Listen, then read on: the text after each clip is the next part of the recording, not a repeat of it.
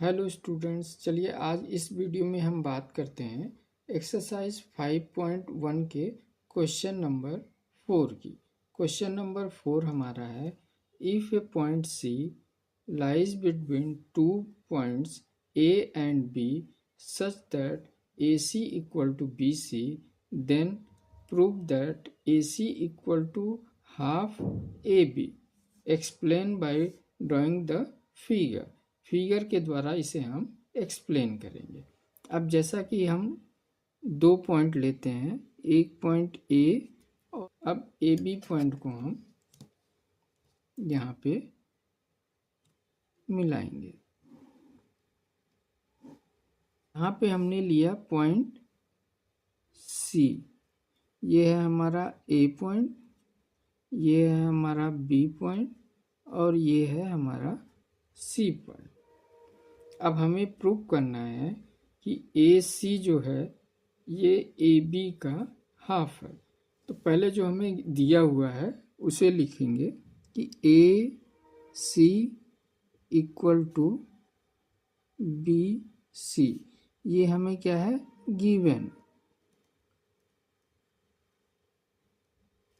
हमें प्रूव क्या करना है, A C equal to 1/2 A B के, ये हमें क्या करना है, प्रूव करना है। अब जो हमें दिया हुआ है A C equal to B से, इससे हम स्टार्ट करते हैं। A C equal to B C. अब प्रूव जो हमें करना है कि A C equal to half A B के, तो इसे हमें यहाँ पे अगर क्रॉस मल्टीप्लाई करें तो ये 2AC हो जाएगा। तो हमें यहाँ पे AC 2 बार चाहिए। कि पहले हमने पढ़ा है कि किसी भी क्वांटिटी को अगर हम बोथ साइड ऐड करते हैं तो इसके वैल्यू में कोई भी डिफरेंस नहीं आता है। तो यहाँ पे AC है तो यहाँ पर हम AC को इस साइड भी ऐड करेंगे और इस साइड भी AC को ऐड करेंगे।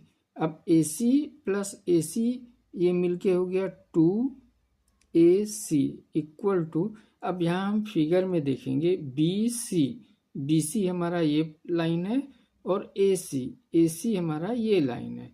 तो BC और AC मिलकर कंप्लीट लाइन AB बन गया। तो BC प्लस AC की जगह हम AB लिख सकते हैं। अब ये 2 यहाँ पे मल्टीप्लाई में है, इधर हम इसको डिवाइड में लेके आएंगे। तो AC equal to AB upon 2। अब इसको हम लिख सकते हैं AC इक्वल टू 1/2, यहाँ से हम 1 कॉमन ले लेंगे, एंड AB। यही हमें प्रूव करना था, हिंस प्रूव। चलिए क्वेश्चन नंबर 5 की बात करते हैं। In question 4, point C is called a mid point of line segment A B. Prove that every line segment has one and only one mid point. इसके पहले question number 4 में हम लोगों ने प्रूव किया कि ए और बी लाइन सेगमेंट में जो सी पॉइंट है वो हमारा मिड पॉइंट है। तो यहाँ हमें प्रूव करके ये बताना है कि क्या किसी लाइन सेगमेंट में एक और सिर्फ एक ही मिड पॉइंट होते हैं। तो इस क्वेश्चन को करने के लिए पहले हम लेट करेंगे कि इस line A B line segment में हमारा 2 मिड पॉइंट है। एक तो मिड पॉइंट ये सी है, यहाँ पर हम एक मिड पॉइंट डी को मान लेते हैं। तो क्वेश्चन हम करेंगे, let A B having 2 mid point C and D। C और D जो हमारा है ये मिड पॉइंट है। तो इसके पहले हम लोगों ने प्रूव किया है कि AC इक्वल टू 1/2 AB, इसे हम इक्वेशन नंबर 1 कहेंगे। अब इस लाइन सेगमेंट में हम ने जैसा कि डी को भी मिड पॉइंट माना है, तो यहाँ पे हमारा ए डी इक्वल टू हो जाएगा A D equal to 1/2 A B. इसे हम इक्वेशन नंबर 2 मानते हैं from equation first and second. तो जब इक्वेशन फर्स्ट में से हम सेकंड को सब्ट्रैक्ट करेंगे तो देखते हैं हमें क्या मिलता है।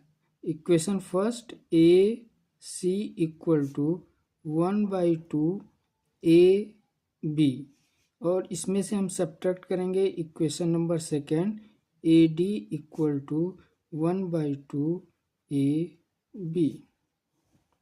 तो A C equal to 1/2 A B, इसमें से हम second equation A D equal to 1/2 A B को सब्ट्रैक्ट करेंगे तो यहाँ से हमें ए सी में माइनस ए डी, और इधर 1/2 ए बी प्लस है, 1/2 ए बी माइनस है, तो ये कैंसिल हो जाएगा, 0 आ जाएगा।